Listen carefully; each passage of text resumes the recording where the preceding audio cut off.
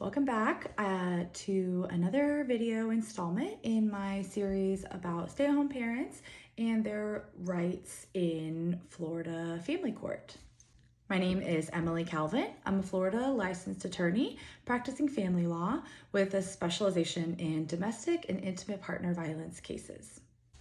Today, I'm going to be talking about stay-at-home parents and their rights related to the marital home and equitable distribution. Is really going to be specifically speaking to parents who are married or have been married and are going through a divorce.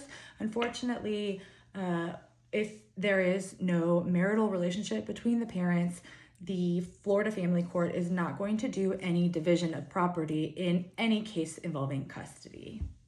So in a divorce, the court does what's called equitable distribution. And what that means is a division of marital property. The law in Florida calls it equitable distribution, which is different than equal distribution. However, there is a legal presumption or starting assumption that it is equitable for the property to be divided 50-50 or an equal split. But first we have to determine what is considered marital property before we can figure out how the courts are going to divide it. There is something called an unequal distribution of property if you can prove that it is equitable and fair in your particular circumstances enough to what's called rebut the presumption. It's a rebuttable presumption, which means you have to prove something else in order to overcome that starting assumption. So if you can prove that it is equitable in your circumstances for the court to divide property unequally, then the court would have the authority to do so. When we're talking about the marital home, there's a few ways that the court will look at it. So marital property is defined generally in Florida as anything that was acquired or accrued from the date you got married until the date the divorce petition is filed. There are circumstances where the court can backtrack the cutoff date for marital property to the date of separation. If, let's say, there was a long time between separation and the divorce being filed or final judgment, it is going to depend on the circumstances. So that is a presumption. Anything during the marriage is marital. There are some exceptions. It is the burden of the person who's arguing the property fits into an exception to prove that it fits into that exception. There are three major exceptions. One, inheritance. If one party, a spouse, inherits something, that is technically their non-marital property. There is another exception to that, which I'll talk about in a minute. But the other two exceptions are lawsuit settlements for personal injuries. There's some exceptions and a little bit more complication to that. As always, consult a lawyer to see if that exception applies to you or your situation. And the third one is what's called non-interspousal gifts to one spouse only. So what that means is one person, it could be a family member, it could be a friend, whoever it is, gifts one spouse the property only, and they intended for the gift to only go to that spouse, not to the married couple.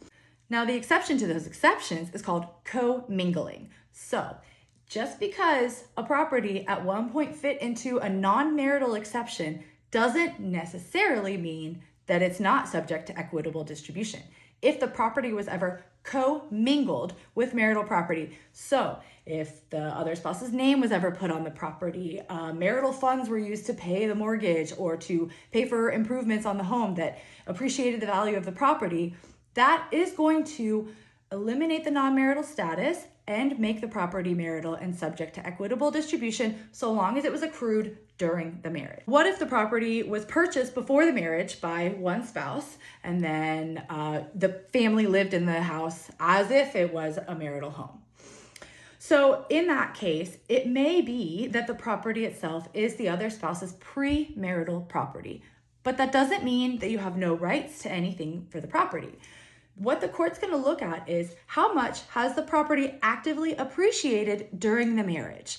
And whatever that number is, whatever kind of equity has accrued during the marriage, you have a right to 50% of that based on a 50-50 presumption or whatever the court decides is equitable in those circumstances. It's also an option to request the marital property if you are the parent that's going to have primary custody of the children. Even if you don't want to own the property forever, you can ask that you be allowed to live in the property with the child or children until they turn 18. If there's a mortgage and you are awarded the home and you can't afford to pay the mortgage, You can ask for the other parent to be ordered to pay the mortgage, but what I usually see is if the home is not going to be sold and the proceeds split, and one spouse is going to keep the property after the divorce, usually the person who lives in the home is the person who then assumes the mortgage. You can ask for them to pay the mortgage as part of child support or for the children. That's a little bit more complicated. I'm not going to get into that right now, but that's something to keep in mind and speak to an attorney about. There's a mortgage on the property. Let's say the mortgage is in both spouses' names. You get awarded the property, you're going to have to pay the debt, the mortgage. But the other spouse wants his name off the mortgage. You can agree to refinance it, but the court cannot force you to refinance a mortgage if it will put you in a huge financial hardship. Let's say the interest rates have skyrocketed. You wouldn't qualify for a payment you could afford if you were to refinance the property in your name only, or the mortgage in your name only. If that is the case and you don't agree to refinance it, the court actually cannot make you.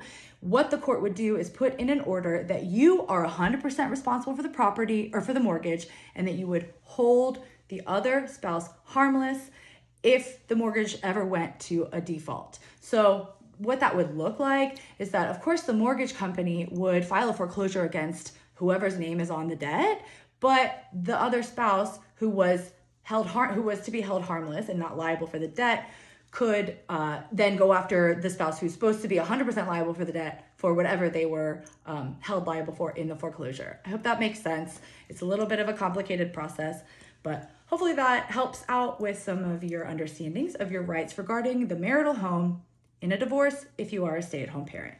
Thank you for listening. Like, subscribe, follow, and check out my other videos and posts if you want some more information.